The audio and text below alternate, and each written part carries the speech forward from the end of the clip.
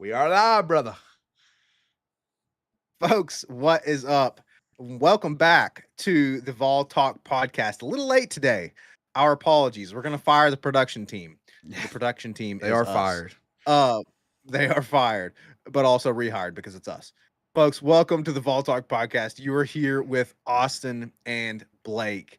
We are two brothers who love the Tennessee Vols. We talk all things volunteer sports on this unscripted podcast. And today, Austin, we are here to review the absolute nail biter OT thriller that was Tennessee Vols beating the Mississippi State Bulldogs 41-34. Austin, what is your rapid reaction to the game? Just classic Tennessee volunteer football, man. This is the Tennessee volunteer football I know, causing heart palpitations up until the end of the game. Yeah, man. I mean, that's my first reaction. I'm just happy that we come out on the right side of this, man. That we came out on the right side of this. We'll get into the nitty gritty details of the game and things that could have went differently and things that probably should have went differently.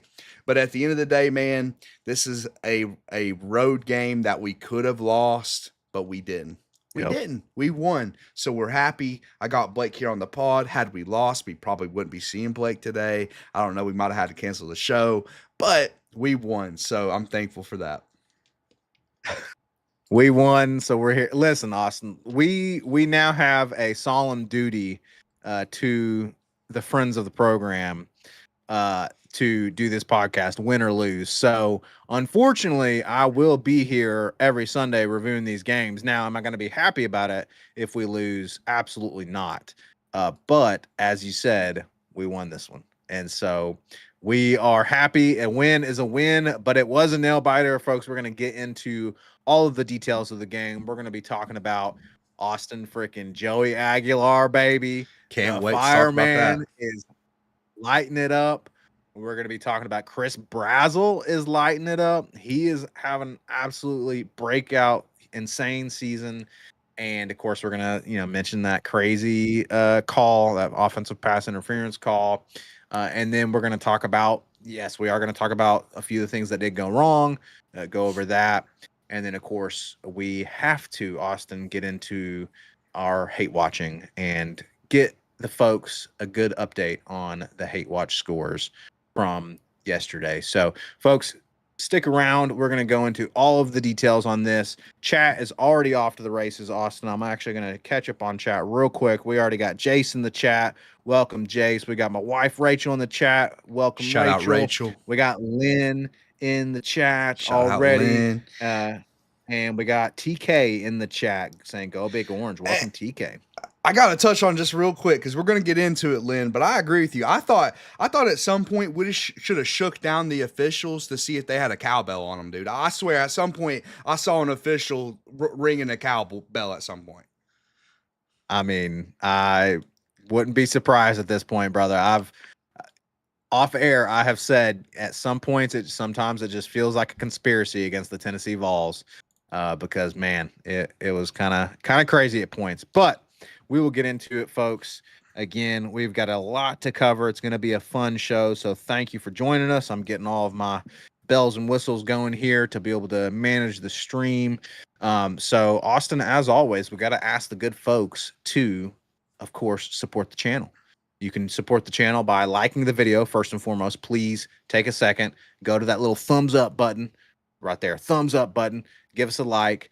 Subscribe if you haven't already, and then please, folks, join the conversation. The reason we do this is we want to have a conversation with you guys. We want to know your thoughts.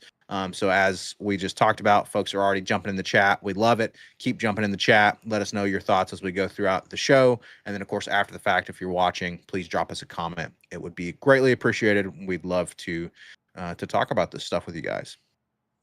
But Austin, let's go ahead and jump straight into it, man. Let's straight into the game review because we're going to have to go over. I mean, this was an absolute barn burner. It was a crazy one. Trading licks with Mississippi State. Hey, for what it's worth, we heard, at least I have seen and heard online from other Vols fans that Starkville was a great host. The Mississippi State fans down there were good people. Were good hosts to our fans that made the trip down there. But they were out, Austin. They were out in force. They had their They cowbells. were. They had their whiteout game, and it was a tough environment, and it was a tough game, and we found a way to win. Talk But us through it. Vols fans showed up too, man. I don't know if you've seen some screenshots from the stadium, but half Yep. of it looked orange. Callie, this is not a lie, dude. She asked me, did they checker the Mississippi State Stadium? Because there was so much orange. I'm just saying that's true. Now, the broadcast was tough, a tough listen. It was a tough listen. Anyone who is Yeah. not at the game and watching on TV as I was, you can probably attest to this. I couldn't hear the announcers the whole time. All I heard was the cowbells the entire time. It was driving me insane, dude. I felt like I was in an insane asylum at some point because of the cowbells, literally for 4 hours straight. And of course, they have the mic, like, despite the stadium being like 30% Vols fans, they have the mic like right beside a cowbell just going like this, literally right beside it. So that's all you hear on the broadcast. That was pretty brutal. That was the whole game. But to start the game, it was a pretty brutal start too, Blake, for us. It Yep. reminded me of last year's Vanderbilt game, Blake, when we just wanted to give Vanderbilt a Mm, couple like scores to get them going. Like we just wanted to say, hey, let me spot you 14, Vanderbilt. Here's 14 to yeah. start.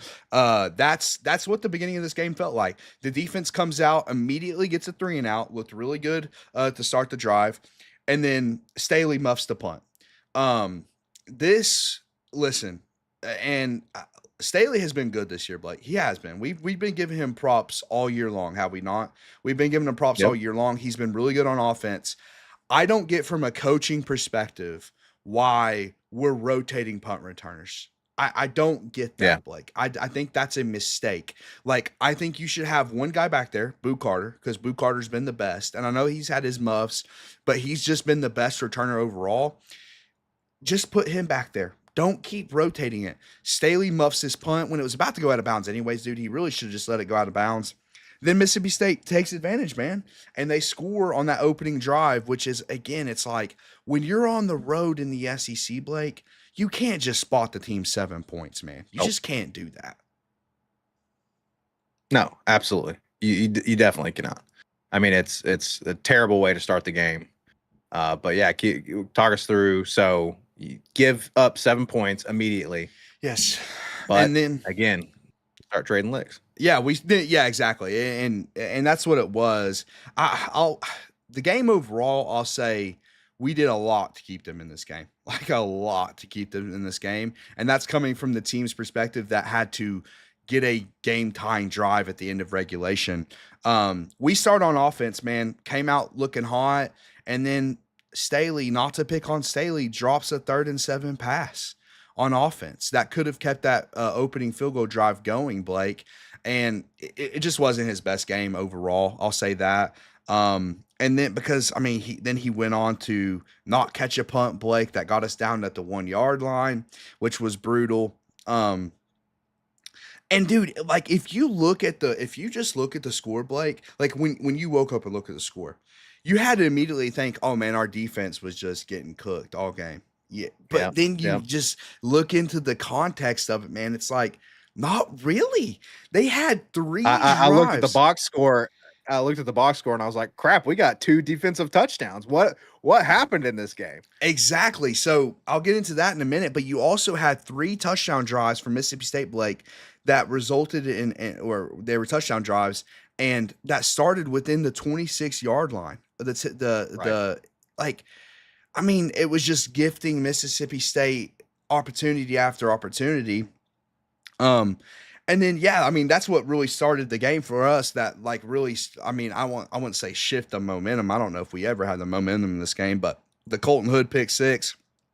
Colton Hood had a couple mistakes in this game, but dude, he continues to be electric, man. He's electric with the ball in his hands. I mean, you remember against Georgia, he got that pick against Georgia that was called back. He looked really good on that return. He's just, I mean, he's really good. He's really good. I am very excited about the prospect of having Jermon McCoy and Colton Hood Oh, on dude. the same defense. Oh, I mean, but it's the best corner it's going to duo be in the incredible. country. It's the best corner duo in the Yeah. country. And that's backed up by NFL analysts, Blake. By the way, a well-known NFL analyst for CBS Sports, Mike Renner, has both Colton Hood and Jamon McCoy as first round grades. He has Jamon McCoy in the top 10, Colton Hood in like around the top 30 range, including Joshua Josephs too. So like this defense, when fully healthy, has a ton of talent. And we saw that again with another defensive touchdown, Blake, where in a critical moment, okay, and we'll get in again, there's so much to get into in this game, dude.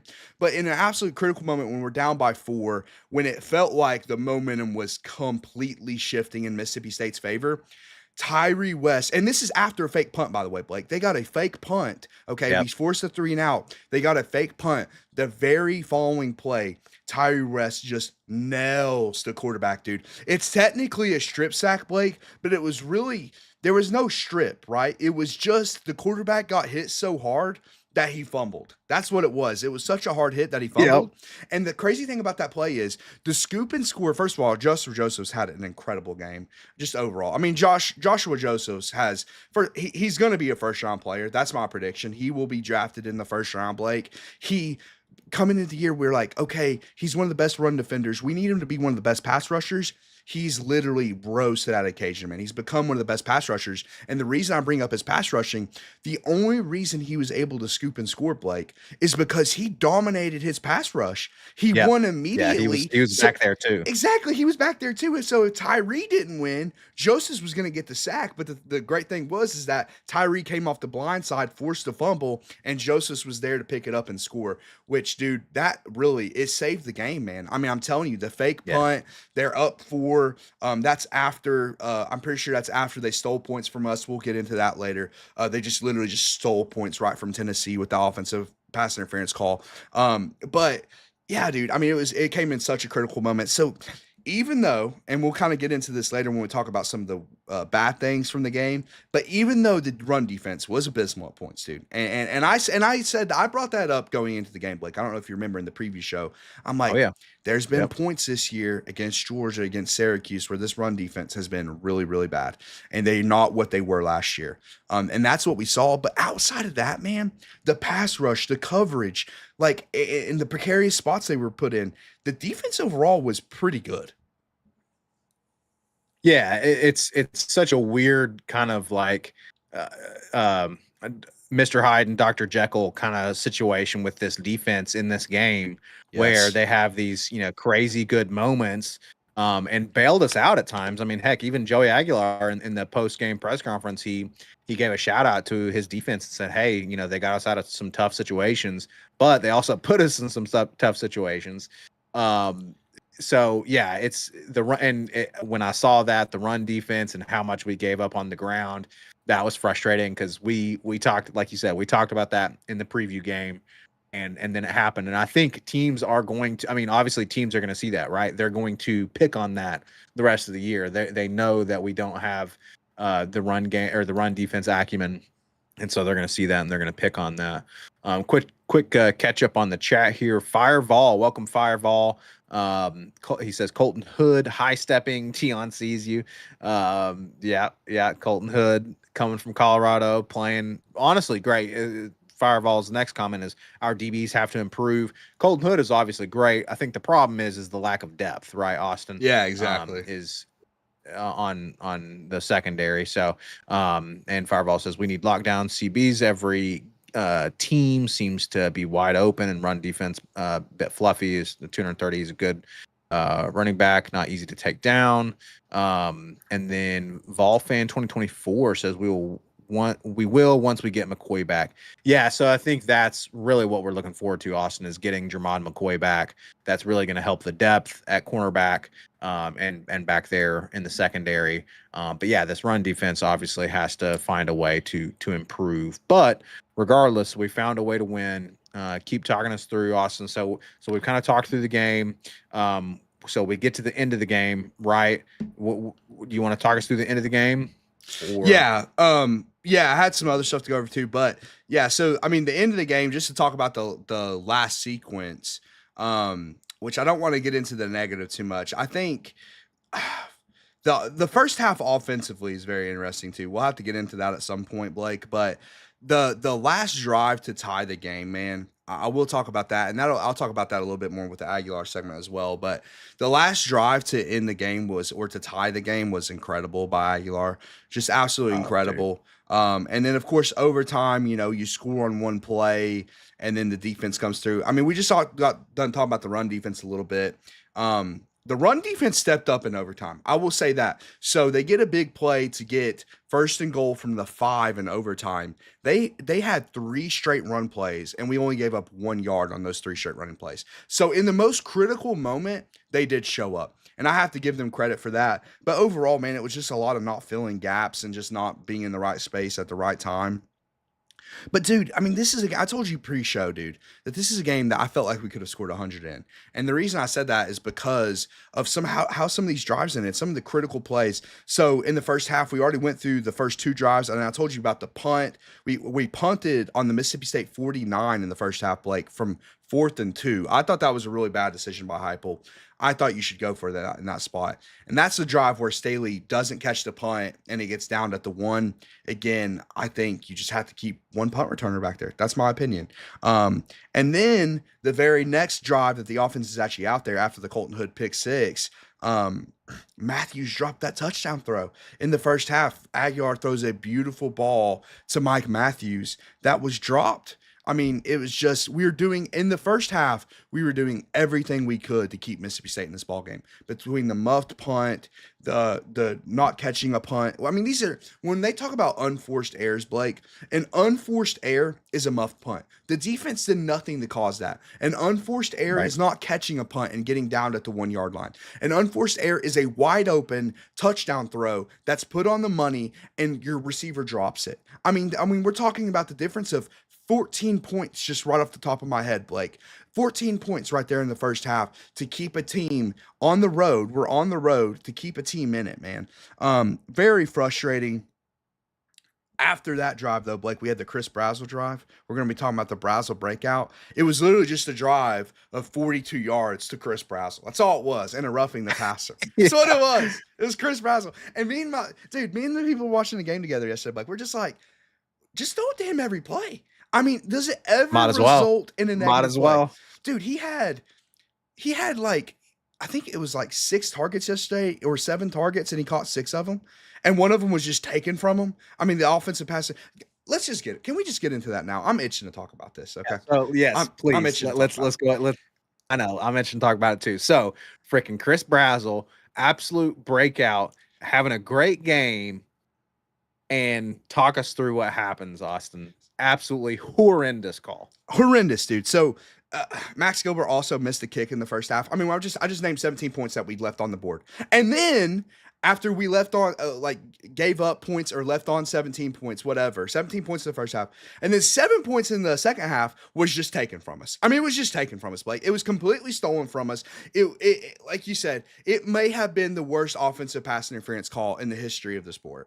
It was awful, dude. I mean, okay, so you have a deep ball down the sideline. Again, what's a beautiful ball. Chris Brazzell just makes an amazing play. His ball skills, man, are so incredible. He is working his way up draft boards because of his ball skills. The way he can go up and get a pass and land and actually keep going and running is incredible, man. And he does this, Blake. He catches it, stiff arms the last guy, and scores. Okay, this is a huge, critical moment in the game, man. Critical moment in the game in the second half.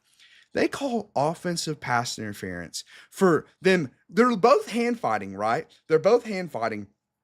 Brazzell never even extends his arms. Never extends his arms once. The guy just trips and falls down. They call offensive. Dude, by the way, Blake, I don't know if you know this. I didn't know this until yesterday or until this morning. The ref that threw the flag was 40 It wasn't even yards away. Yes. He was It was the 40 backline judge. Yes, exactly. He was all the way down. It wasn't the side judge. It wasn't Nope. wasn't the ref in the end zone. It was the ref that was 40 yards away from the play, throws a flag. They talk about it because they're sitting there thinking, it's like, can we get away with it? And here's the thing. I'm going all over the place, man. I'm fired up right now. Okay, I'm so glad we won, but I'm fired up about this. Friday Night Football, ACC, What does the ACC do, Blake? They mic up the refs so we can actually hear them. SEC needs to do that tomorrow. Tomorrow. Yes. Like I not Yeah. not next week, not 1,000%. next year, tomorrow. I want the officials mic'd up. Tell me what the official 40 yards from the play saw on the worst call of the game. That, by the way, could have cost us the football game. I mean, this would be Yes. one of the stories of college football right now if that play cost us the football game. You took away another beautiful Chris Brazzell touchdown. You took away another beautiful Joey Aguilar touchdown. But by the way, you almost took the game from us. You almost took the game from us with one Exactly. of the worst calls of the entire season.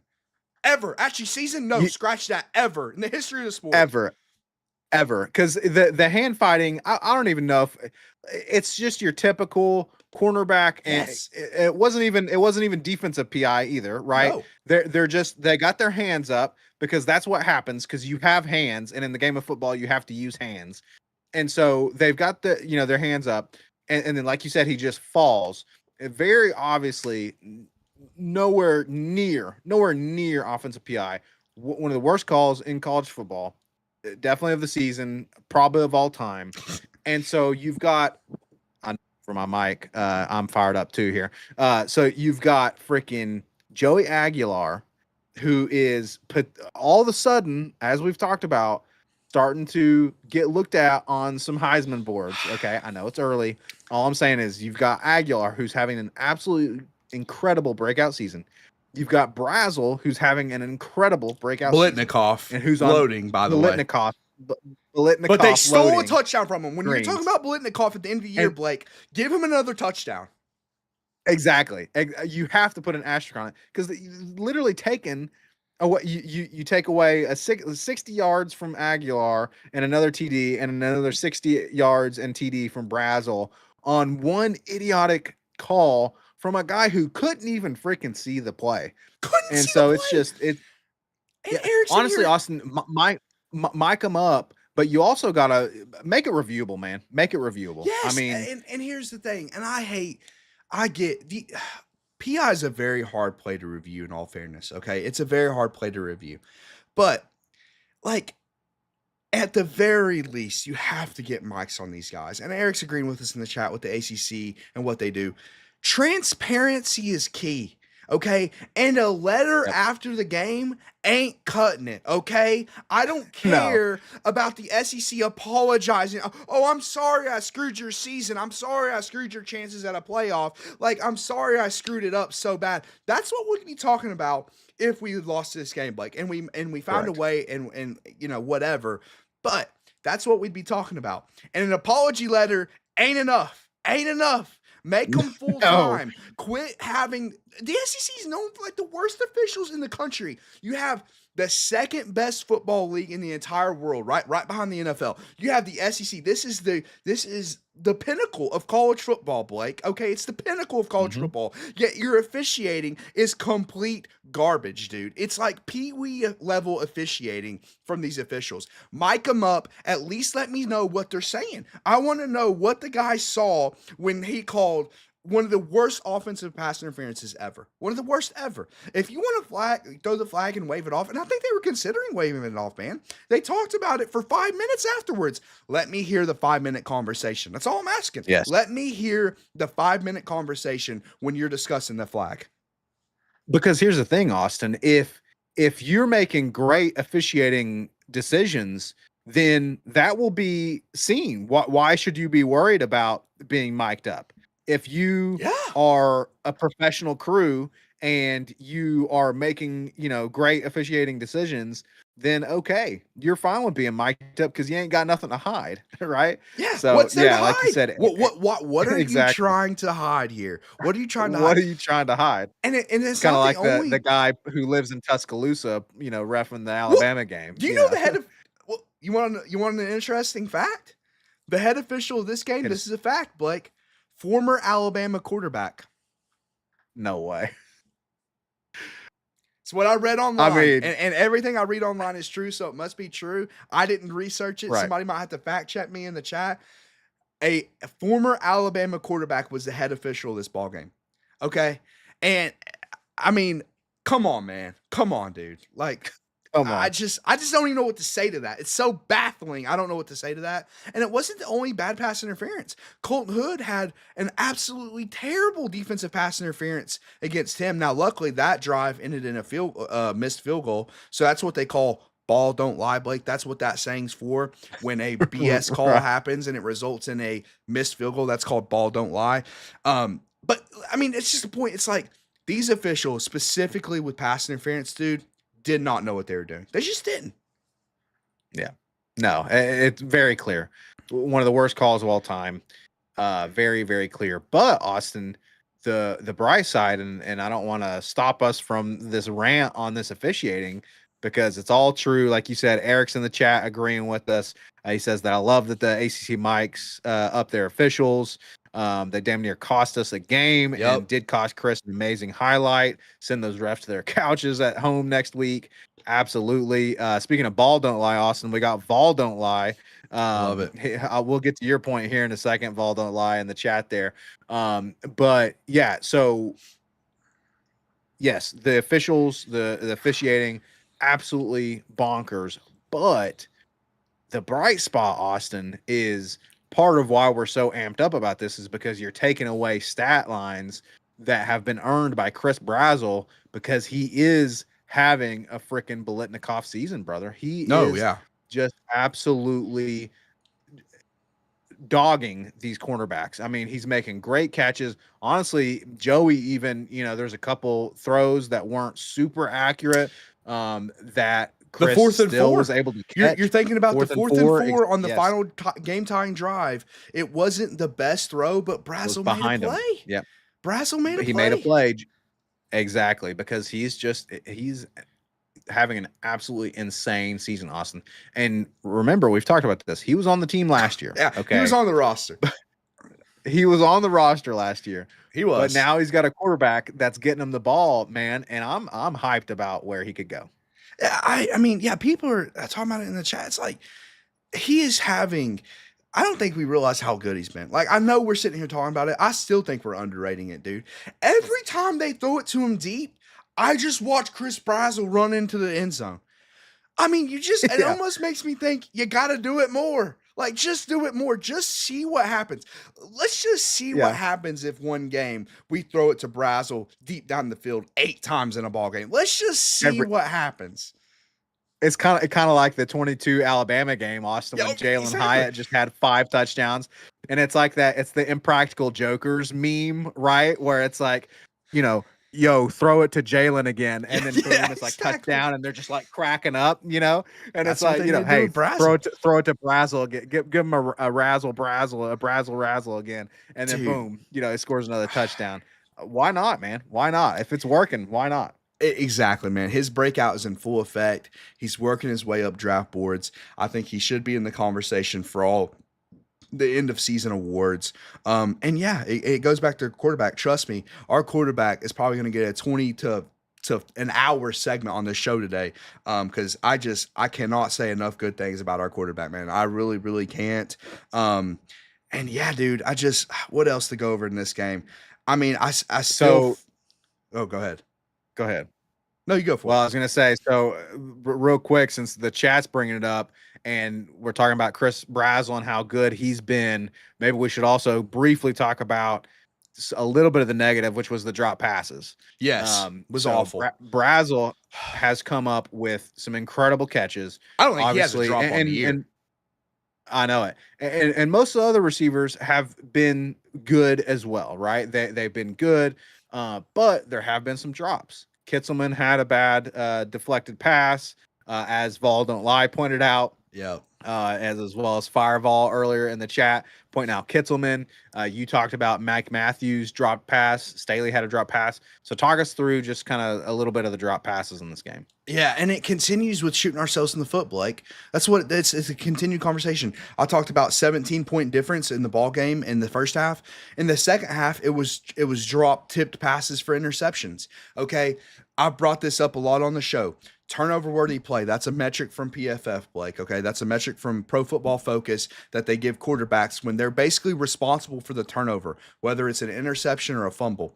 Joey Aguilar on the season has 5 interceptions. So if you're just a box score watcher, right, and you don't actually watch football games, you're saying, well, Joey Aguilar's continuing with putting the ball in harm's way. From PFF on the year, okay, he has 1 turnover-worthy play. One ball that they said, okay, this is Aguilar's fault. And I guarantee it was the double coverage Georgia play before the half that was completely inconsequential because it was basically an arm punt. My point being, Joey Aguilar's turnover luck at Tennessee has been all-time bad. All-time bad. And Terrible. most of it's been the receivers at fault. Miles Kitselman, and I got to say too, man, and this goes into the Aguilar session, but I have to say it now. So Kitselman drops that pass. Somebody, the reporter asked, because reporters are instigators. That's what they're there for. They're there to instigate. They want to focus on the negative. That's what they're there for. So they asked Joey after the game, because I was watching the post-game pressers, they asked him about that interception, which was Miles Kitselman's fault. Everyone agrees. PFF charted it as a drop. We all charted it as a drop.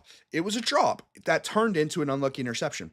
Joey Aguilar said, oh, that's on me. Ball placement. He said that. Yeah, he took responsibility. He said it was ball placement. And he said that's pretty much it. He had nothing else to say about it. He even told Kitselman that. He said that one's on me. It was ball placement.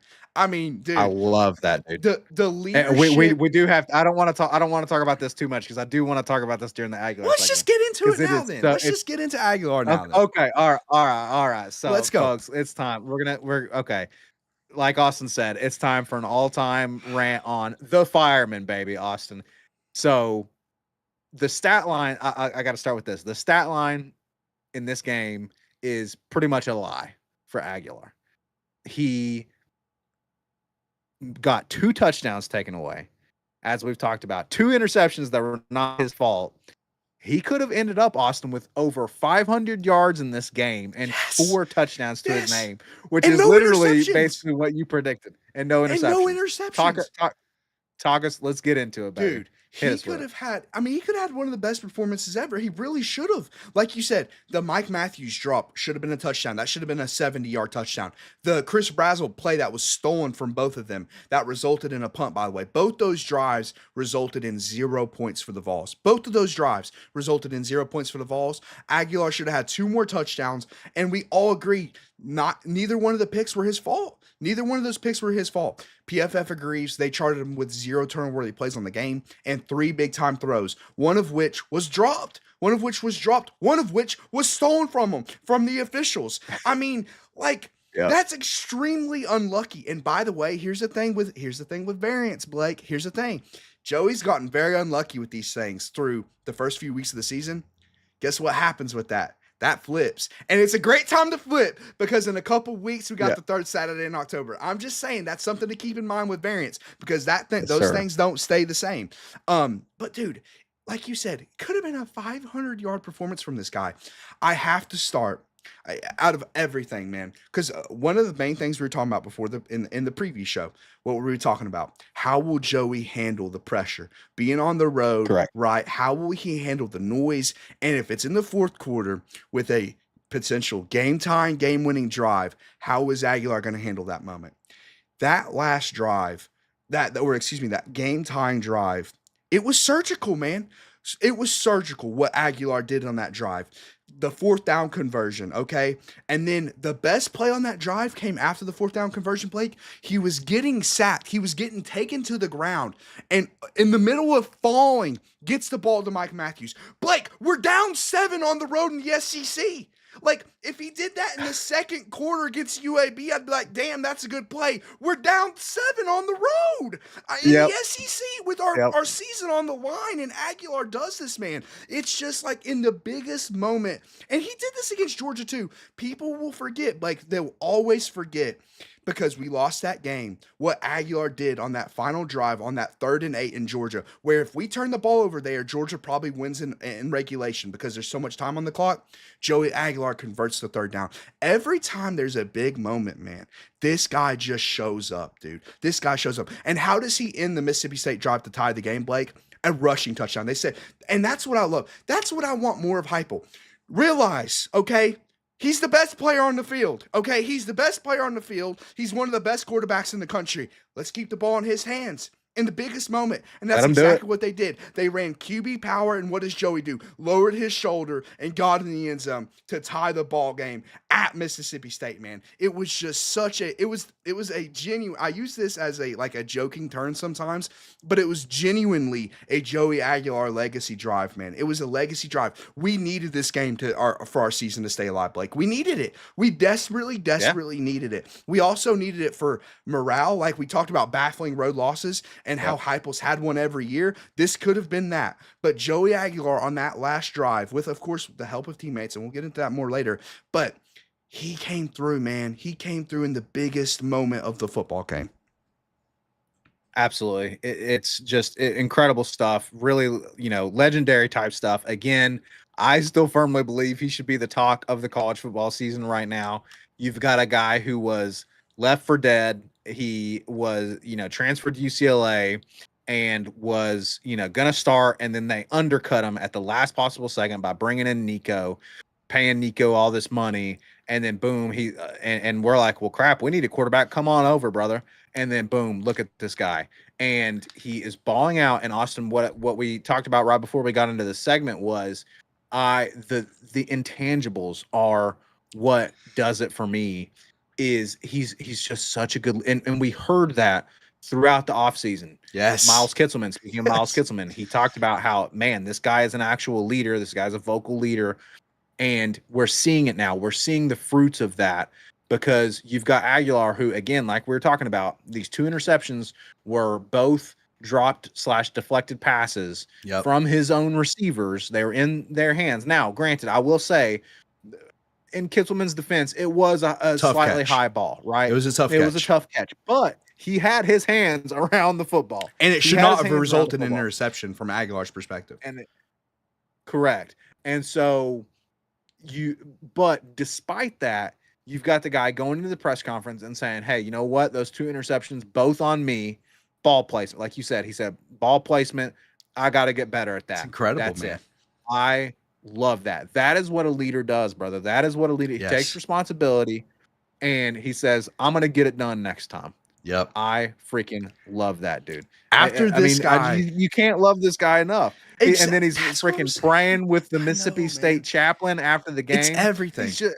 It's everything, dude. It's everything. It's the family. It's the he wears Christ on his chest. I can't understate how good he has been. I mean, I just trust, it's since Hendon Hooker, I have not watched a player where I'm like, he will get it done.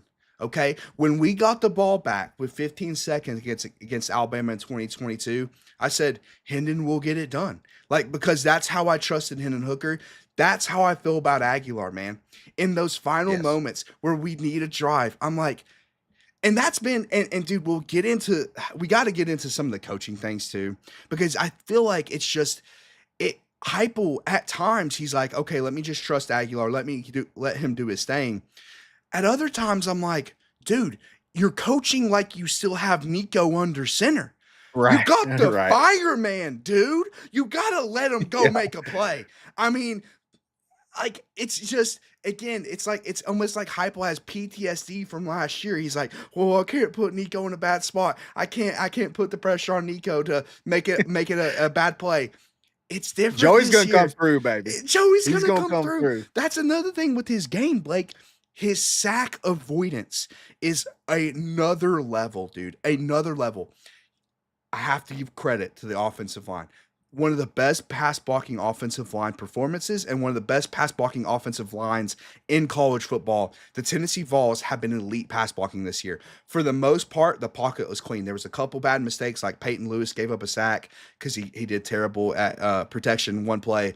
But overall, Aguilar has been so good in the pocket, man, keeping his eyes downfield. And I told you on that final drive, getting sacked, making a throw.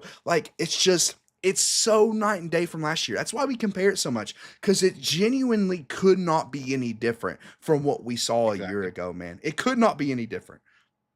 Exactly. Austin, we would be remiss if we don't catch up on chat real quick. folks, we're going to get back to the rest of the notes from the game because, like Austin said, we got a few more things to talk about with the game as well. And then also stick around later. We are going to get to a little bit of Hate Watch check-in, speaking of Nico. So y'all stick around for that as well. But I've got to catch up on chat here. I want to shout out Vol Don't Lie. He said I shared the channel on my Facebook and Instagram. Appreciate that, Vol Don't Lie. Huge shout out to you. Pinned your comment up there. Love that. Appreciate you. And then let's see here. He says that we're on a revenge tour. Arkansas is next. We'll get into that. Let's see here. Fireball said he played the way he played against Georgia. He already showed me that he can do it, talking about Joey. And that's a great point, Austin. I mean, he already did this against one of the best defenses in the SEC. Exactly. And one of the best defenses in the country. So It's like. And now he's done it on the road, Blake. Now he's done it on the road. Yep.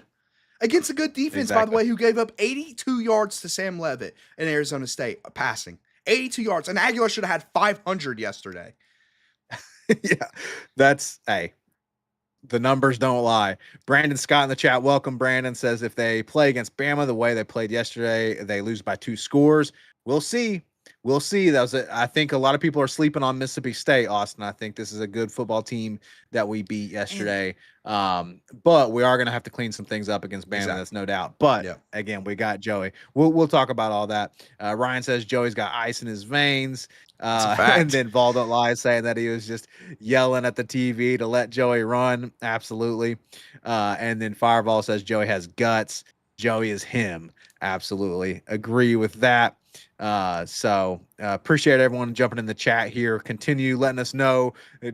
Chat's kind of popping off, so we can't catch up with everything, but please continue the conversation in the chat, guys. Eric said, talking about praising the O-line, most underrated group on our team right now. Yeah, Austin, we definitely, the offense in general, obviously Joey has some great pieces around him, and this offensive line is protecting him.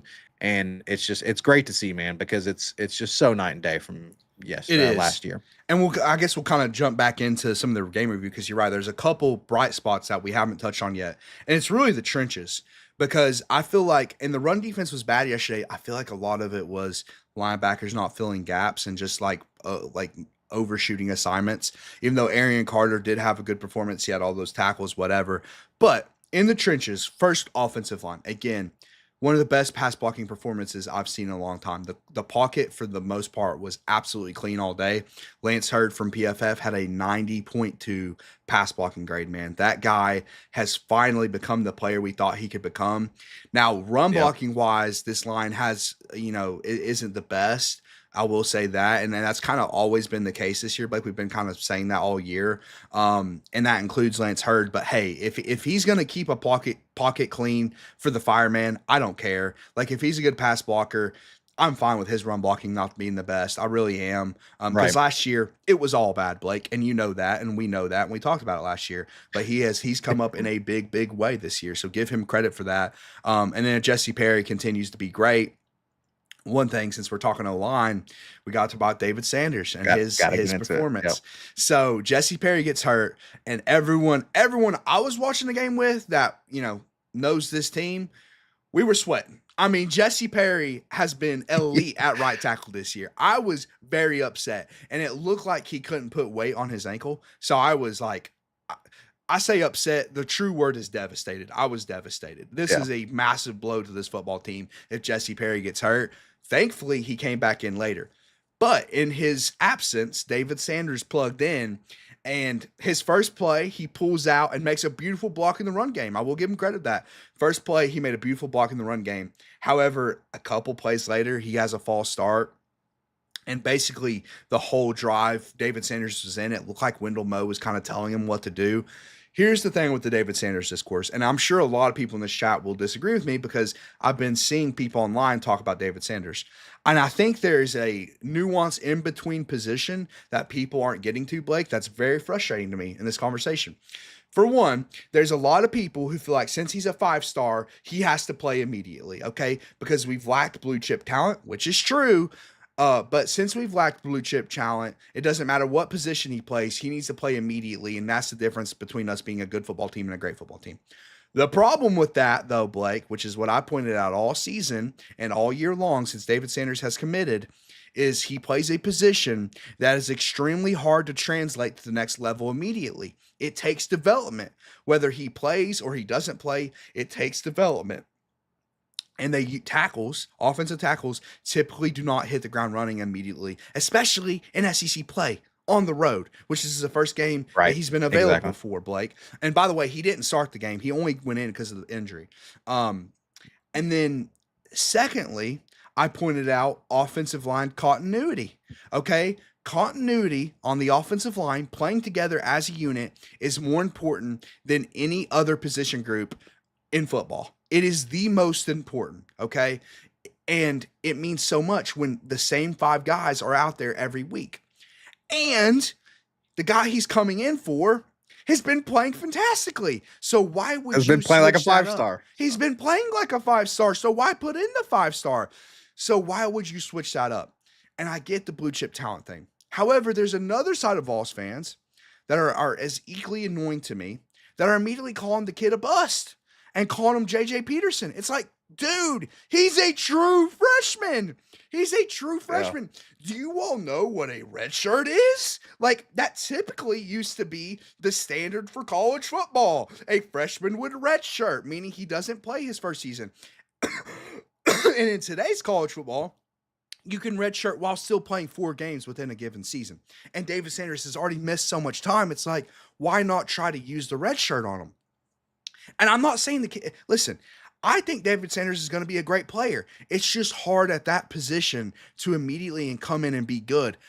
But the cherry on top of all of it, which is something we pointed out just now, Blake, is why replace him when Jesse Perry has been great? Why mess with the line when the line has been one of the bright spots of the team? Joey Aguilar has been kept upright all year long. I mean, one of the only sacks he took was the running back's fault. It was Peyton Luce's fault for missing a blitz pickup, which he lunged forward. It was bad. But that's my point with the David Sanders conversation. There's a nuanced position in the middle that people should consider. It's like, okay, he might not be a bust since, he's 18 and he's a 5-star and he has a ton of potential and he'll probably reach that. But he also doesn't have to play right away. And he probably shouldn't with the circumstances currently on the team. Yeah, exactly.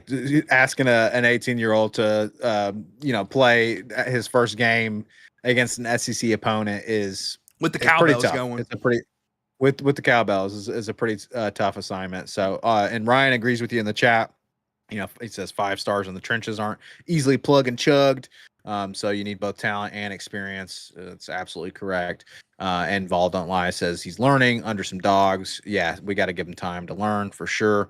And Fireball says Sanders is good. Besides the one offside. So yeah, I think most people agree, right? We got to give this guy time to develop. So, yep. 100%. But this offensive line has been great, Austin. What should we talk about next? We've got a couple more points. Pass rushers. Let's talk about defensive line. Pass rushers, dude. Oh man, we got to talk. Oh, dude, I'm so ready to talk about the. I know, dude. It was. Listen, I'm very excited about this defense going forward. And I know we gave up 34, but again, they had 3 drives that basically started at the 20-yard line, Blake. It's very hard to play winning football when you do that. It's very difficult. So pass rushers, okay? Starting with Tyree West, okay? 2 sacks on the game. Unblockable when he was playing, dude. I mean, the strip sack was one of the quickest wins I've ever seen, and he annihilated Blake Shapen. Incredible day. Joshua Josephs continues to do what he's doing and has been doing, but another guy stepped up. A guy out of nowhere that I really have been disappointed with this guy's play overall at UT, but he stepped up in a big way yesterday. Caleb Herring, okay? Earlier I said one drive on offense was the Chris Brazzell drive. I called this defensive drive the Caleb Herring drive because he had 2 sacks in one possession that led to Mississippi State getting out of field goal range. When I see that, and they were dominant wins, by the way, dominant wins. When I see that, he needs to play more. He needs to get more in the rotation. Because if he's going to do that, if he's going to get 2 sacks in one possession, He needs more opportunities. But when this pass rush stable, Blake, is at its health, like fully healthy, because remember, Tyree West was, correct me if I'm wrong, he might have been out for the Georgia game or got hurt during the Georgia game. Either way, Yeah, something like that. Yeah. yeah, he was back for this game. He was back for this game, got 2 sacks, obviously caused the strip fumble for a touchdown. Um, but also Jordan Ross. Jordan Ross continues to be a weapon stopping the run. I think he could have been a big factor in helping stop the run yesterday. A big factor because he's been really good against the run. He's also improved as a pass rusher. So this stable of pass rushers, dude, it can be dangerous, seriously dangerous, which excites me greatly, Blake, because you plug the best corner in the country back into this defense, and you plug our best interior defensive lineman back into this defense in David Hobbs after the bye week. Like, dude, Arkansas might be getting an ass whipping, brother. If they both come back, okay, if they both come back, this defense, I'm telling y'all, and I know the run defense, they have a lot to clean up. I'm optimistic. I've not been this optimistic about the defense this entire season. Well, poor Arkansas is, we're out for revenge against them anyway, and they've been having a rough season anyway. So, they might just get it handed to them. Don't wanna jinx it, but that's a great point, Austin, because Vol Don't Lie was actually just asking in the chat where was Jermon McCoy. I thought he was back. So yeah, we're at this point, and it's kind of like you predicted a couple shows ago, Austin, that McCoy looks to be set to return after the bye week. So we've got the bye week coming up this week, and then Arkansas. Looks like McCoy will be back against Arkansas.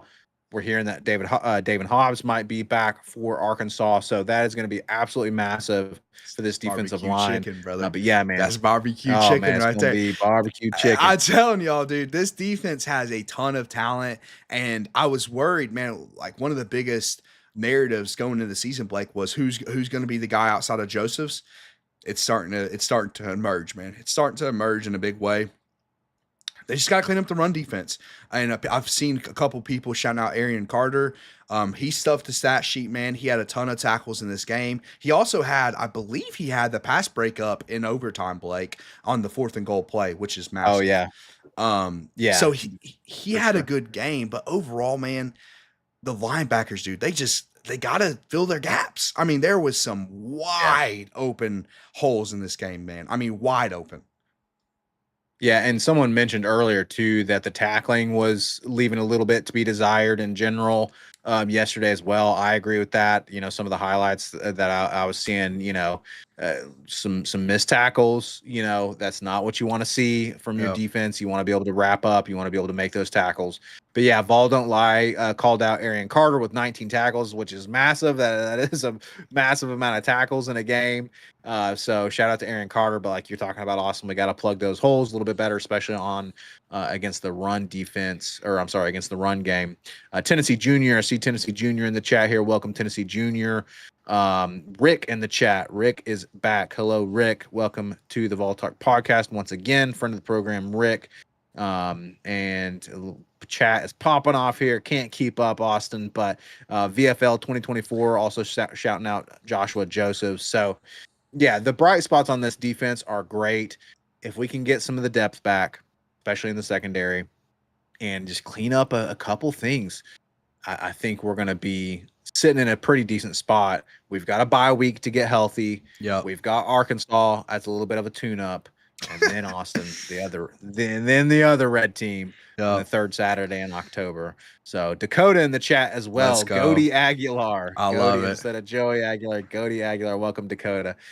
So Austin, let's talk about before we get into, folks, again, welcome to the Vol Talk podcast. Welcome to the conversation. Please continue dropping your thoughts in the chat. Chat is going crazy. We love seeing the conversation. We love being a part of the conversation with you guys. But we're also going to be getting into a little bit of a hate watch check-in here in a little bit, Austin. But before we do that, let's kind of talk about the other points that we've got to talk about on this game. If you want, let's go ahead and get one more negative thing out of the way, which is the clock management and the game management with Heupel was little dicey on a Yeah. couple different moments To yesterday. say the least, a little dicey.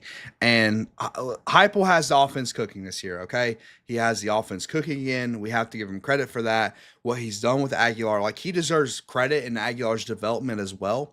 Um, but we can't avoid the negatives, man. Like this is something that it's a part of the game, and we all saw it. And there was moments like this against Georgia as well, Blake, where and I see a lot of fans talking about it, which is true. He plays scared at times. He lacks aggression Yeah. at certain moments. And I keep going back to like somebody needs to be in his ear at all times. Like coaches, Blake, they have like an analytics guy that gives them like the numbers for fourth down and stuff. Heupel needs a specific coach just to be in his ear, just let him know, hey, Nico's not the quarterback anymore. Hey, we got Joey Aguilar. Yeah. Okay. Aguilar's that we got the fireman. It's not Nico anymore. Because sometimes I swear Heupel is like, oh man, I can't trust Nico in this moment. We have Joey Aguilar. You can trust him now. There was two moments, Blake. First, right before the half, okay? Right before the half, we get a 3 and out. The defense got a lot of 3 and outs in this game, man. Y'all have to go look at the drive chart for the defense. It's better than you would expect. It's better than you would expect. They really only gave up one long touchdown drive, Blake. I mean, that's it. Anyway, the 3 and out before the half, Blake. There was about over a minute left. Heupel has 2 timeouts. He chooses to let Mississippi State run the clock out on a 4th and 1. Heupel's defense for this after the game was he was worried they'd potentially go for it. I don't like that, man. I like calling a timeout there, give Aguilar and the boys another chance to go down and get points before halftime. That one's not as egregious as what he did at the end of the game, Blake. What he did at the end of the game, had it resulted in a loss, we'd have a toxic chat today. I'm just saying, we would have a toxic chat today Yeah. because what he did at the end of the game, it was not good. Okay. It was not good. Okay. We get the ball back. Okay. Again, the defense comes through. Okay. Let me just run through this one more time. Like Aguilar leads the game tying drive. Okay. There's about 2 Yep. minutes left. The defense gets a 3 and out. Again, good job defense. They're a lot better than I and initially saw the game and thought they were pretty good. Okay. 3 and out. Joey Aguilar, the fireman, okay, who's been fantastic, has a minute and 23 seconds left with all 3 timeouts, Blake. Dude, that should be game over. Should be game over. Yeah. This is the same coach, right? When Alabama missed a kick in 2022, took 15 seconds with Hendon Hooker and got in field goal range. Okay, that's the same Yep. coach who Yeah. trusted Hendon to throw it up and say, man, Brew's down there somewhere, and Brew makes the catch, okay? And then what does Heupel do in this moment? He runs the ball and chews 40 seconds off the play clock. I mean, at this moment, I'm, as you can imagine, Blake, losing my mind. I'm absolutely losing it, dude. I'm like, what is he doing? Let Joey cook. Let Joey light him up. Let him be him because that's who he's been all season. It's what he did against Georgia. It's what he did to go tie the game. Let him go do it. They chew the clock out, and then it just continues to get worse from there, man. They basically end up settling for a Hail Mary attempt before overtime, never even giving us like a legitimate chance. Joey's only legitimate throw on the drive was a completion for a first down. Outside of that, it was runs and Hail Mary attempts, man. Come on, dude. You got to let the firemen go win this game. And if your logic is, okay, we've got the better team, so I like our chances in overtime. I don't buy that because you have a minute 23 left. You've got a minute. This is like you have all the time in the world. You could have went down if you're worried about Max, right? Because listen, Max been shaky. Okay, we can all admit that Max has been shaky. It's okay. We still love him, but he's been hit and miss. He missed a kick in this game, and he missed the game winner against Georgia. So if that's what Heupel's worried about, fine. Let Aguilar go score a touchdown. It's a minute 23. Yeah. Have you watched Chris Brazzle today? Just throw it up to Brazzle. And I thought it was too conservative, man. I thought it was too conservative. And I was worried about overtime at the moment because the run defense had been so spotty, which they came through in overtime. So give them credit in overtime. They were really good. Yeah. But the in the game clock management, man, was abysmal. It was very, very questionable. Now, some folks in the chat even Vols mentioning, hey, maybe worried about a turnover, right? So Joey Aguilar having another pick, and then Mississippi State having an opportunity to then go and win the game themselves. Um, so Austin, talk us through what you think about that. To me, obviously with those interceptions, now the point could still stand whether it's Aguilar's fault or the receiver's fault, right? Of course, we've talked about with the interceptions in this game that the receivers deflected the passes, and it was very unlucky for Aguilar. But you do have 2 turnovers, right? So whether it's the receivers or whatever, but again, you're talking about a coach who has drawn up drills like this where we march down the field very quickly, even with safe throws, right? To me, we've seen it before. So, I mean, what are your thoughts on that? Avoiding the turnovers versus playing to win. I just when when you make decisions like that, right? You have to take into account what you've seen. You've had very bad turnover luck. It's been unlucky. Um, that's not likely to happen for a third time. In the manner if Aguilar is just not seeing linebackers, Blake, and he's firing it to linebackers, or he's firing it to safeties, or he's underthrowing balls and they're getting picked off, that's a totally different conversation. We're talking about dropped passes that have turned into interceptions. That's what we're talking about here. And here's the thing, Blake. Here's the thing, because I even mentioned this to the people I was watching the game with. You could have ran the ball that whole drive. You could have ran the ball that whole drive. True. The problem was, True. Blake, after they ran the first play, they chewed 40 seconds. They didn't run a play. They did not run a play for 40 seconds.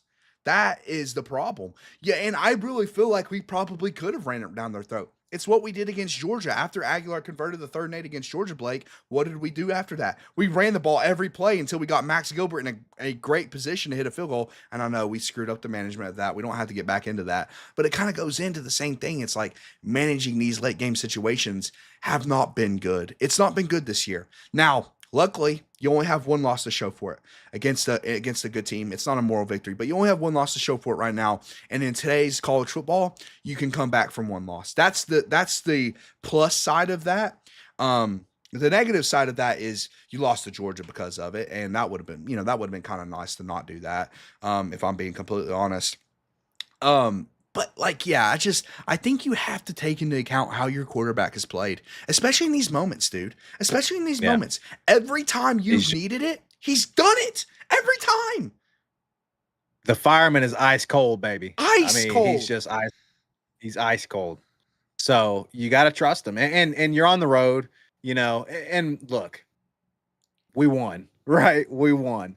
But again, it's a different conversation. And like you said, probably a more toxic conversation if we don't win and had yet another heartbreaker in overtime. That would have been very difficult, Austin. Ryan making the point, you can't leave time on the clock for Mississippi State, but you also still have to leave enough time on the clock for yourself. Glad it didn't cost us. Agreed. Dakota agreeing that it was some pretty bad clock management. And then VFL 2024 saying it wished that we had run the ball more before the end of the game. So for sure. Lamones Jr., welcome to the chat, saying go Big Orange. Glad you can make it, Lamones. So Austin, man, a lot of stuff covered in this game. It is. Ultimately, we won. Yes. We won. We won by a touchdown in overtime. Any other thoughts on this game? Headlines to talk about? I'll end with just kind of like a quick review of the whole thing. I think there are so many positives to take away from this game. We did everything we could to keep them in it, man. We did everything we could. This is how teams that are better lose games. I mean, you do everything you can to keep the other team in it. And then, of course, you have the officials as well, which is a factor, people. I mean, if we're just being honest about the game, an honest assessment of this football game was officials were a factor. They stole points from Tennessee in this game. They stole 7 points from the Vols. So overall, there's so many good things. Offensive line play, specifically pass blocking, our quarterback, our receivers, all of it's really good. Our running backs, give Deshaun Bishop. We haven't got Deshaun Bishop enough love, Blake, for the OT run. Yes. Okay, he hits the whole great hole. But yes, great run because he breaks the tackle and just puts it away. Which, by the way, you can't take that for granted, because even if he goes down at the 1, it's not a guaranteed touchdown. It's not. Like, we see goal line stands all the time. So him scoring on that play was absolutely huge. The running backs continue to be great. So offensively, it's great, and I'm very optimistic about the defense, man. Just not being it because I'm so emotional when I watch the game, Blake. You know this. I'm so emotional Yeah, when I watch the game. same. Looking at it from an objective perspective, this defense, I think, is headed in the right direction. Because again, the last thing we saw from this run defense was 3 straight runs from Mississippi State for 1 single yard in the overtime, in the biggest moment in the entire football game. That cannot be understated.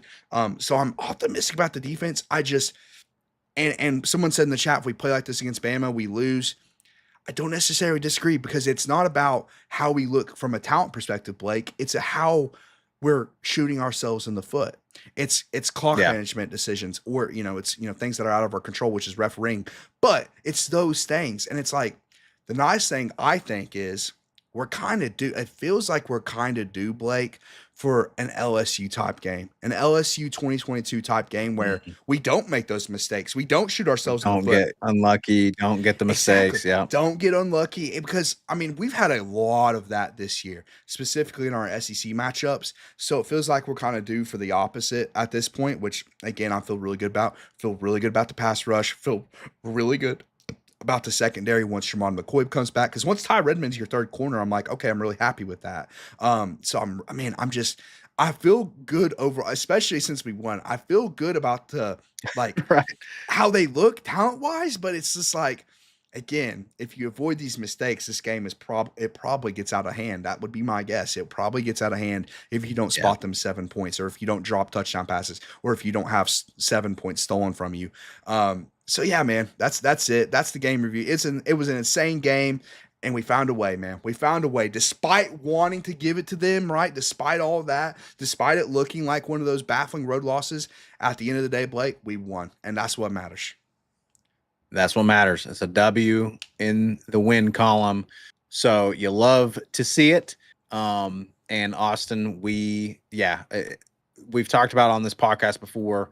Good teams get better throughout the season, and so we're gonna need that from this team. We're gonna need this Yep. team to continue to get better throughout the season because we've still got some of our most important games coming up. We've got the first red team coming into Knoxville, but then Austin, we take a trip down to Old Tuscaloosa to play the other red team. And we're absolutely going to have to not make these mistakes for sure. And I would love nothing more, Austin, nothing more than to have an LSU style blowout against Alabama in Oh, Bryant Denny. dude, It would be fantastic. I So, and I don't know if that's going to happen. And Lynn's talking about Max needs a game-winning field goal. Hey, if he wants a game-winning field goal against Alabama, have at it. Like if Max wants to get right against Bama, I would feel great about that. Here's the thing, and this is just a brief outlook. I think this team can play with anyone in the country, man. I do. I think it has the talent, the offensive, the it's. I'm not going to say it's the best offense in the country, but that's just because I'm being humble. It really is. Like that's like I would be lying if I was just like it is the best. That's what I'm trying to say. That's what I'm trying to get at. Like it is the best offense in the country. Okay, that's right. and I think when this defense is fully healthy, dude, it has a chance to be a lot better than it has been. So I think we can play with anyone, but we got to stop. We got to stop. Having unforced errors on our part.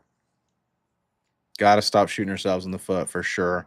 And again, hopefully those things get cleaned up as the season goes on. We will see, folks. We will see. Ryan saying in the chat he heard that the bye week hung 60 on Florida Damn, this weekend. dude, Love, Lagway threw hey, 6 picks during the bye week, Blake. That's what Ryan heard. that's incredible. That's an That's incredible crazy. record to break. That's tough, Bye Florida. week picking off That's a Lagway good 6 times. transition, Blake. Incredible. It is a good transition, folks. We have enjoyed hate watching this season so far. Okay, so we are going to transition to our last segment here, which is some other notable scores from the weekend. Now, Austin, one situation was unwinnable for us in terms of hate watching, Yes. but it also means that we couldn't lose. Alabama versus Georgia. If Bama loses, then great. You always love to see Bama lose. But of course, you don't want to see Bama win. But in this case, if Bama wins, then at least Georgia loses. And that's what happened with that. And then Austin, yet again, Nico and the UCLA Bruins, dude, Northwestern was probably their last their last winnable game. And they lost Yeah. 0-4. Let's start with Alabama and Georgia real quick. I know we want to get to Nico, but let's talk through Alabama, Georgia real quick. So how many Georgia fans, Blake, do you think are in Alabama podcast chats right now? 0. I know there's been a lot on our channel the past for couple sure. weeks. But you think they're going in congratulating Alabama fans? Oh, no. Yeah, no. It's a ghost 0% town. chance. Georgia Bulldogs on social media this week, it's a ghost town. There's going to be a total of 0. Listen, Alabama got really lucky in this game. Okay, I wasn't paying attention to it because it was an absolute snooze fest, man. I was not moved by either team, and I'm not trying to be funny right now. Like you could tell, like, the next 7 days are done. Like, it was a total snooze fest, man. We had it in the corner of our quad box. We weren't even paying attention to it. The true good football on was Penn State versus Oregon. Like, those are two teams that you can tell are going to be competing for something this year. The Bama Georgia game, I didn't see that from either team. I really didn't. And Bama got bailed out. I mean, Georgia should have hit an 80-yard bomb to win the game. To, like, literally at the end of the game, it was 21-24. Georgia should have scored a touchdown, but the receiver dropped it. Pretty unlucky for Georgia. You kind of deserve it though, right? Because, like, at the end of the day, you got really lucky against us. Like, really lucky against us. You didn't realize that because you got your dog glasses on and you think, oh man, Kirby just found a way. The reality is our kicker missed a 43-yard field goal and our coach made a couple really bad decisions at the end of the game as far as lack of aggression. So it's kind of deserved. And like you said, it's a lose-lose situation, but it's really a win-win because it's like, oh, Bama won, that sucks. But at least Georgia lost. And nobody deserves it more than Georgia fans, if I'm being completely honest, and Kirby Smart. Because, like, I don't even hate Kalen DeBoer. Kalen DeBoer is like, he means nothing to me. Every time he gets one of these wins, for every one of these wins, he has an Oklahoma loss or a Florida State loss, who, by the way, lost to Virginia this week. So it's like Virginia. He doesn't move me at all. Kirby Smart I can't stand. So I'd love seeing him lose, if I'm being completely honest. Yeah, man, these teams are beatable. I will say that they're beatable. And did Bama win on the road? Sure. I'm not moved, man. I'm not moved. They didn't stand out. They got really lucky. They had a fumble where they capitalized on that as well. Like, Georgia fumbled deep in their own territory that Bama took advantage of.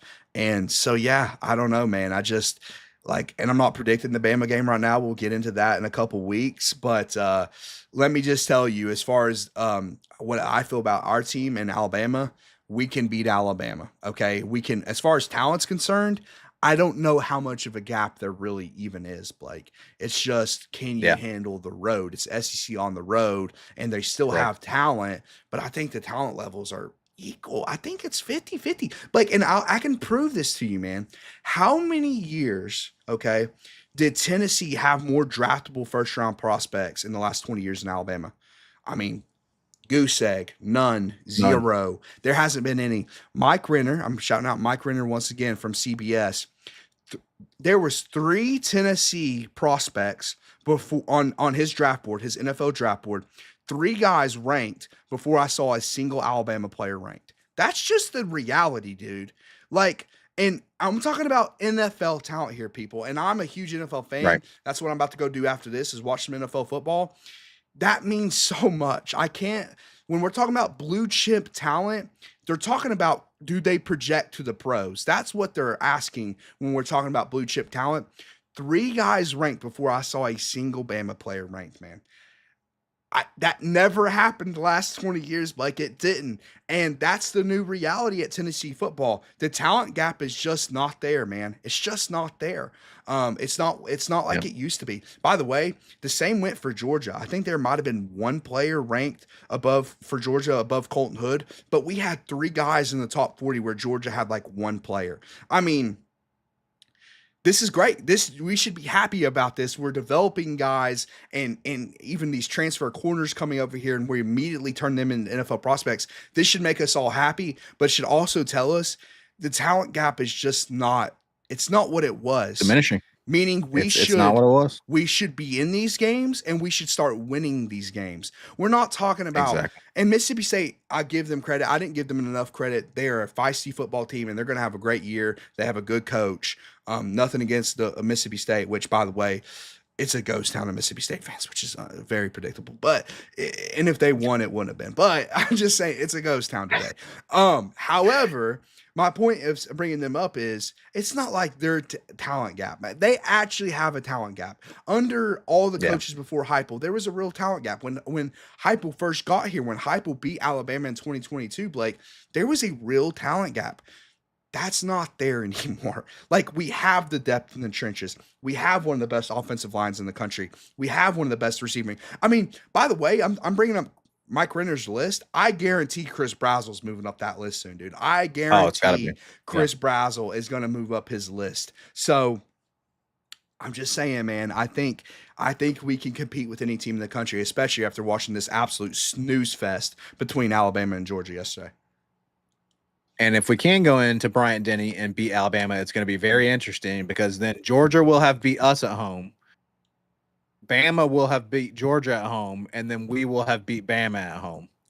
If we get it done, all we will have beat a triangle, and everyone would have been on the road, winning. So let's please complete that triangle, please. And if we can take care of business in the rest of the schedule, then all of a sudden we're looking at a possible SC championship appearance. So, Ryan, speaking of the Florida State Virginia game, Ryan shouting out old Squirrel White getting stampeded after he didn't catch the pass at the end of the Virginia game. R.I.P. Roadkill. That's dude, hilarious. That was the fastest freaking storm field field storming that I've ever seen. And yeah, he disappeared immediately under those people. All joke, it's only funny because he's actually legitimately okay, but it did look like he got trampled, dude. It looked like he got trampled. And then I didn't even realize, I knew Squirrel White was on Florida State because they kept saying his name when he wasn't even near. I shouldn't even take a shot at Squirrel, but I mean, he did kind of leave on bad terms. He's not a good football player, and we're seeing that over there, but it's okay. Good luck to him over at Florida State. And you beat Bama, so I appreciate that. Point being is he and the Virginia player in the end zone, Blake, were completely disappeared. Because like you said, absolutely fastest field storming ever. Terrible setup at Virginia. They have zero barrier. They're on a hill. So, and by the way, if there was a penalty on that play, Blake, what would they have done? I mean, they would have had to get 20,000 Virginia students off the field. It was unreal. It was a crazy spectacle. But I mean, it's interesting, but I will take a shot at Squirrel. You left Tennessee. Okay, you left actually our fans storming the field at Tennessee to go watch Virginia storm the field against you. Storm run. It's called irony, and it is actually pretty funny. But I'm glad Squirrel's okay because that was scary. It was scary, dude. They got trampled immediately. Austin, Tim Rice breaking. Welcome, Tim Rice, to the Ball Talk podcast. Breaking news. Tim Rice bringing breaking news. Arkansas has fired Sam Pittman. I just verified with a quick Google search. So as we've been streaming, I feel like we need to talk about Arkansas has fired Sam Pittman. So before we get to Nico, this is relevant, Austin, and I'm sure we'll talk about it again once we do our Arkansas preview. So we've got our bye week. But then our next game is against Arkansas, and they're now going to be without a head coach. They have fired Sam Pittman. I say on our Tuesday show, for those who are watching, we do a show on Tuesday. We'll probably be talking about this more in depth leading into next week, and then we have the preview next week as well. That's interesting. First of all, I'm not surprised. I think it was time. They just got annihilated by Notre Dame. Like it was like 56-13, complete embarrassment. And it was at Arkansas. And I get Pittman just hasn't showed up in big games whatsoever. And he also choked away a lot of bad games. But I am slightly worried just because sometimes when a team fires their coach, the interim coach like gives the team a little boost, like just a little morale Yeah, boost, right? And so they play exactly. Yeah. better. But I'm not worried, dude. We're in Neyland. We're gonna beat the brakes off Arkansas. We're gonna beat the brakes off Arkansas. Okay, like, and I was not this confident going to the Mississippi State game, Blake. I mean, we both predicted the game like within 10 points. It wasn't. It's not like we were calling it blowouts. We're gonna beat the crap out of Arkansas. It's in Neyland. It's our revenge game, and they're not gonna stop. Their defense is abysmal, dude. Do you think they're going to stop Joe Agon? Give me a break, dude. Like, I don't care who. I don't care if they hire Nick Memphis Saban. come back on them pretty Exactly. exactly. They let Memphis. I don't care if they hire Nick Saban during the bye week, Blake. Joe Aguilar's putting up 60 in that game, dude. Come on. Yeah, he's definitely got to put. And you're right. It's like, oh man, is that going to give him a little spark? But I mean, and I'd have to look at their schedule. I don't know if they play anyone this coming week during our bye week. It looks like actually they've got a bye week. I think they've got a bye week as well. So that's unfortunate Classic that Tennessee they luck. get to have a little bye week for their interim head coach to get them right. But regardless, they're going to be in Neyland. They're going to be in Neyland, like you said. And yeah, Taylor Green is still good, but exactly their defense is not. And their interim coach, Blake, is their offensive coordinator who used to be their head coach. Let me look it up. What is Bobby Petrino? That's it. Yes, Bobby Petrino. So yeah, Bobby Petrino. Yeah, you remember old Bobby Petrino? He's the one who faked the motorcycle accident and got himself fired at Arkansas. He came to the press conference with a little neck brace.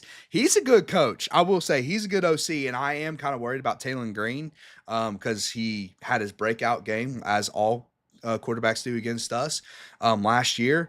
So I am kind of intrigued by Bobby Petrino being their interim coach because he is a better coach than Pittman.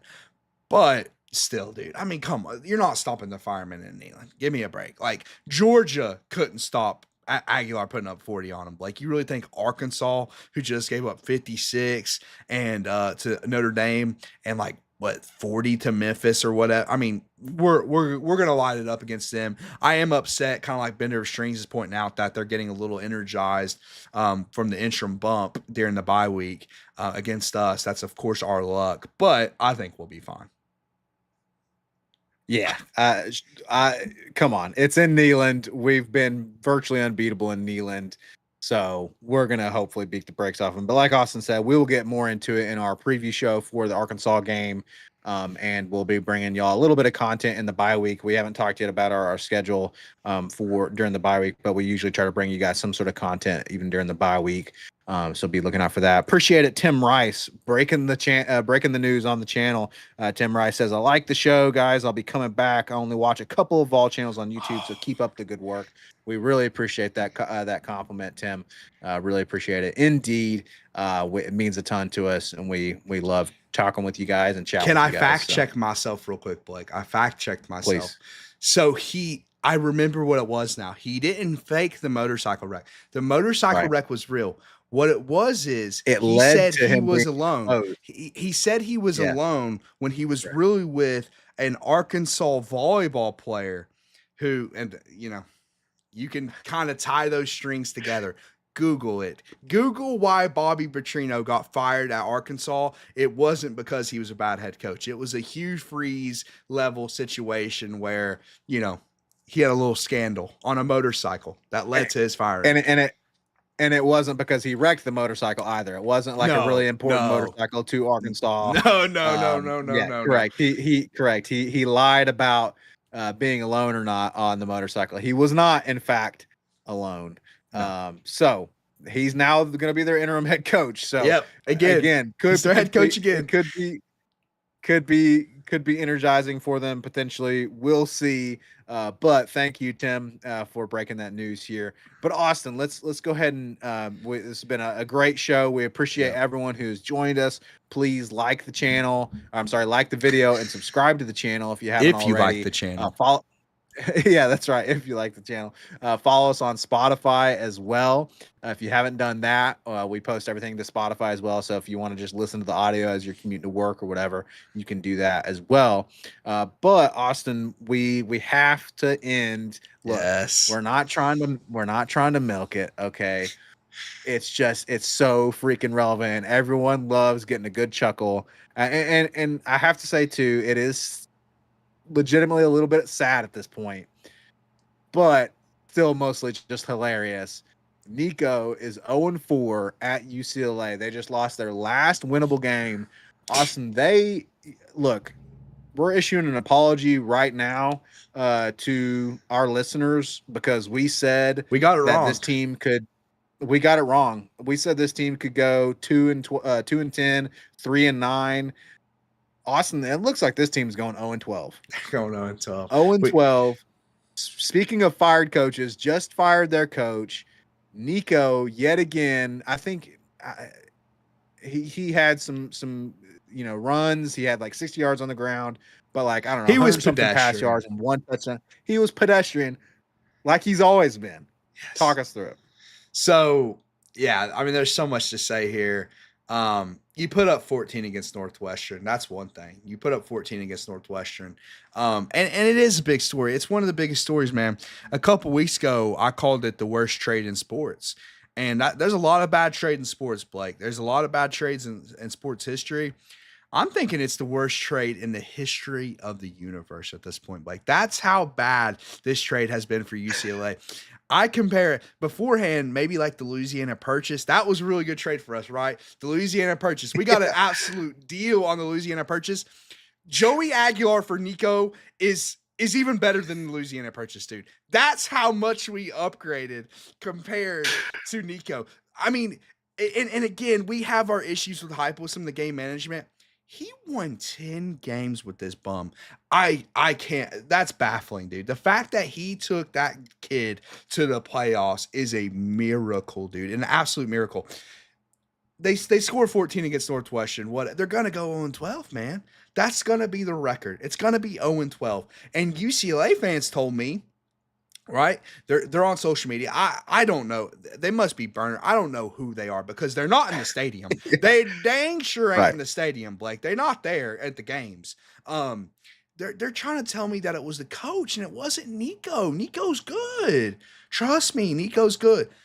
He put up 14 against Northwestern. Northwestern has no talent.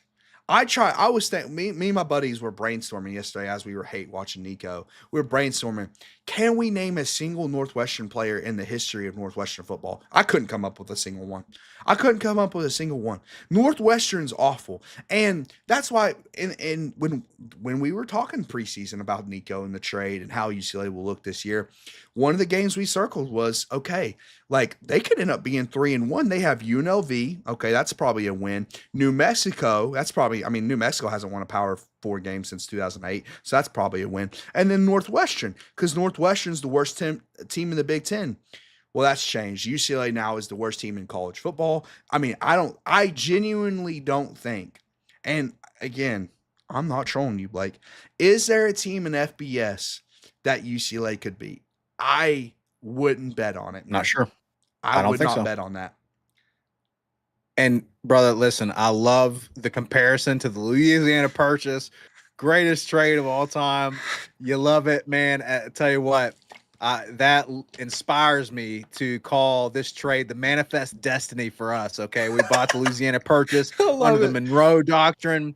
We were trying to go coast to coast from the Atlantic to the Pacific, control all the land between both oceans. That was the Monroe Doctrine, called it manifest destiny. It was our destiny to control the whole land. And I tell you what, brother, it was the destiny of the Tennessee Volunteers to land the Firemen, the greatest trade in sports history from our perspective. The worst trade from UCLA's perspective. Yeah, the worst trade from UCLA's perspective, but from our perspective, the best in history. Send that bum Nico over there, and we got Joey the Fireman Swagular.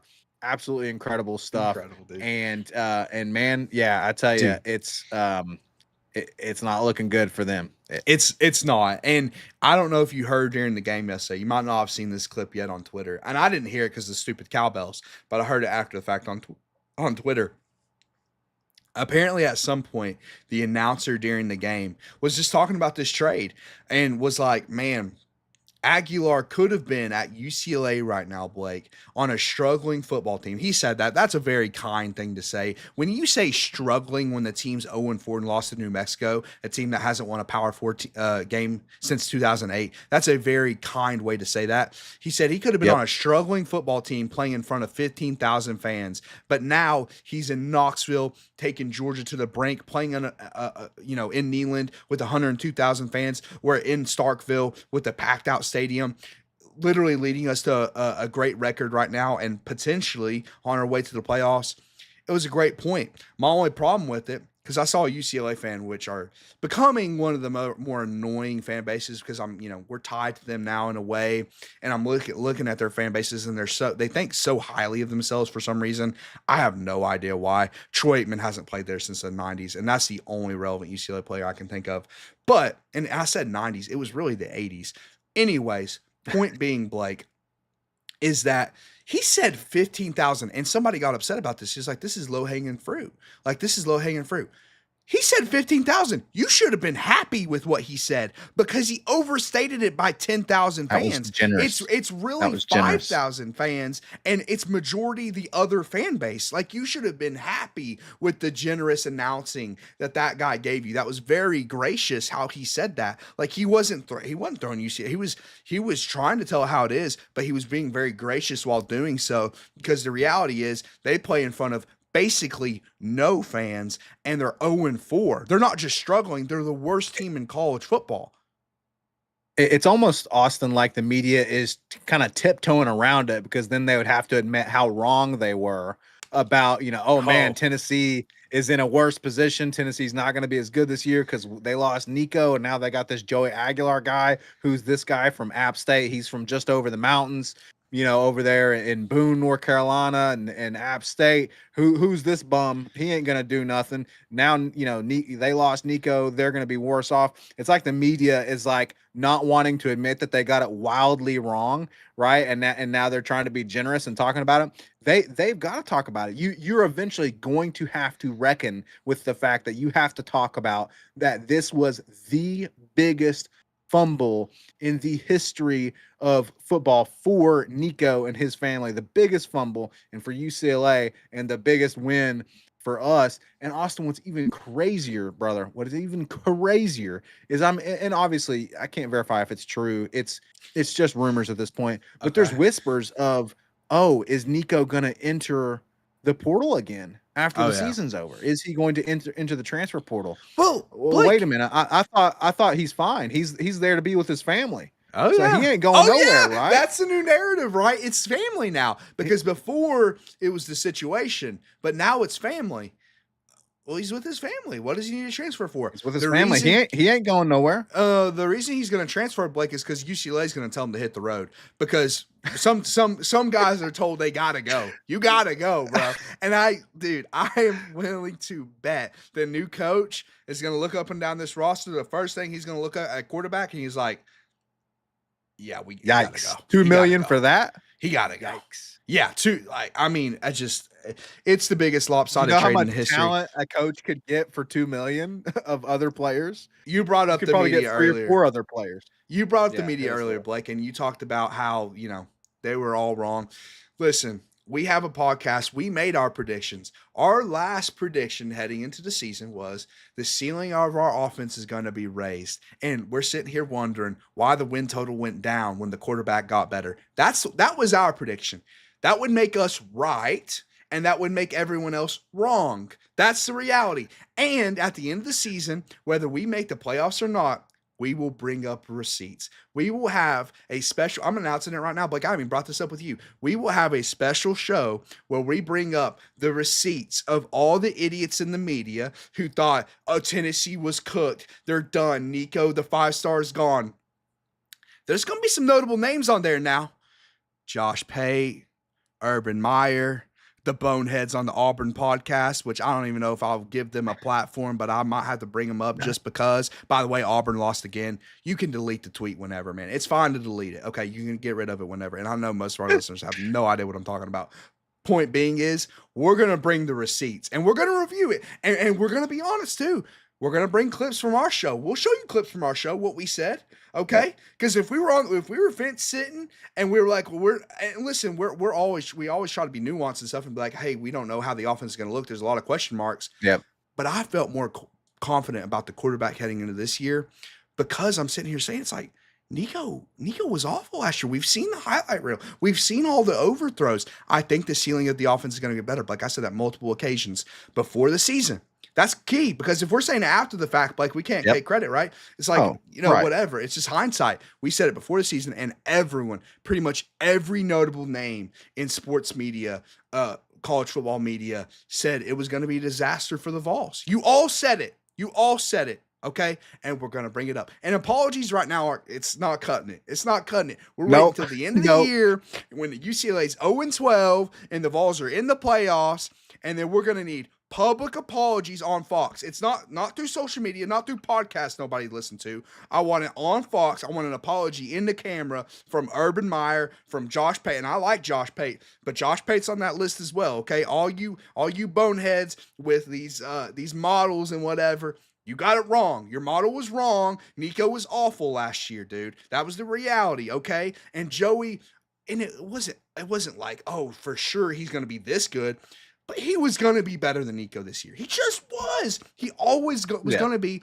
And it's not even because Joey, it's because that's how bad Nico was last year, Blake. 3 straight first halves without a point scored, dude, in the Josh Heupel offense.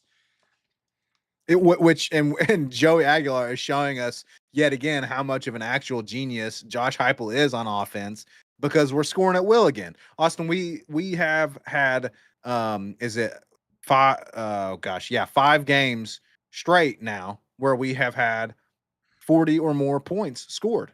That's incredible. That's absolutely incredible. Including against 2 SEC defenses, by the way. Yeah, two good SEC defenses. 2 good SEC defenses. So, yeah, I mean, look, greatest trade in the history of sports for us, worst for them. Fools like Urban Meyer are already walking it back. He's already like, it's too late. You got to eat your crap sandwich, man. It's not enough. It's too late. Too late. It's not enough. And we're just going to continue to gloat about it, folks. Again, at this point, it's like, yeah, it's kind of sad. And yeah, we're talking about it every week, but it's relevant every week because it's freaking hilarious. And the main point, Austin, is we won the trade and it feels glorious, baby. It does. It does, man. It feels great. Because Aguilar, listen, I mean, we got a lot of season to play. I almost don't even like season outlooks, Blake, because it's such a game-to-game sport. And that's why, the coach talk exists about, hey, we got to take it one game at a time because that's so true. We found a way to win this Mississippi State game. I feel like Aguilar is going to have us in every single football game this year, no matter who we play, no matter if we're in a playoff and we're in a playoff setting, we're in an SEC championship setting, or we're playing at Tuscaloosa in the swamp. Joey Aguilar will keep us in every game this season. And could you imagine if Nico was the quarterback yesterday? We might have gotten slaughtered yesterday. We might have actually gotten blown out if Nico was the quarterback yesterday. And I'm not even kidding. Like, it could have been rough. And all the players, right, and the offensive line, there was some shuffling on the offensive line. All these receivers that were apparently so bad under Nico, right? Daddy Nick told us that, right? He said the receivers around Nico just weren't good enough. Look what they're doing this year. One's in the conversation. Now Brazel's having Blitnikoff. I mean, it's just Austin. We say a lot on this podcast. The numbers don't lie. The ball don't lie, and the numbers don't lie. And brother, the numbers are there, and they are very clear. Joey Aguilar, infinitely better than Nico. I am Aliva. Man, it has been what a show. A good show, Austin. Fun show. We can't thank you guys enough for joining us. TK in the chat saying, great show, guys. Go Big Orange. Thank you, TK. Thank you, Tim. Thank you, Bender Strings, Ryan, Lynn, Lamones, Fireball, VFL 2024, Vol Don't Lie, everyone in the chat. Thank you so much. Rick even jumping in the chat there. It has been a fun stream. We're going to drop a few clips for you guys throughout the week. We are going to get some content to you guys during the bye week. Austin and I will have to kind of talk about what we're going to do and get out to you guys, but we will get out some content to you guys during the bye week. And then Austin, it's on to Arkansas. We got Arkansas coming to town. Who breaking news on this podcast? Maybe we'll even have to drop a little breaking news clip about Sam Pittman getting fired at Arkansas, and now Bobby Petrino once again is head coaching. He's the interim head coach. So we've got them coming up. We will preview that game. And again, folks, we're going to come to you guys with some content during the bye week. So catch us for that. Catch the clips throughout the week. As always, like the video if you haven't already. Please, it really helps us out. Share the video if you're willing. That would be awesome. But folks, we really enjoy this conversation with you guys. Let us know, kind of what you think after the fact as well in the comments. Just Josh and you says, although I think we will be in every game because of Aguilar, I'm still worried about going to the swamp. So we're going to get into that. Just Josh, and speaking of the content we're going to bring you during the bye week, we'll kind of get a season check-in during the bye week, probably kind of an outlook for the season, and we are going to definitely talk about that game down in the swamp. So definitely stay tuned for that. But again, Austin, any final thoughts before we close it up here? No, man, good show. And we, like you say, you got the bye week coming up. Tuesday's show should be fun if you just like talking if you like season outlooks and you like hearing how the Vols could potentially make the playoffs from here on out, or who the best performers of the season are so far. We'll talk about all that. Probably talk a little Arkansas with Sam Pittman and whatnot. So yeah, it should be a fun Tuesday show, and then boom, we're right back into it, and we got Arkansas on the docket after that, and then some fun games in Tuscaloosa and whatnot. So yeah, it should be a fun rest of the season, man. Absolutely. Looking forward to it. So, folks, we will catch you all during the bye week with more content. Until then, as always, baby, go freaking Vols. GBO.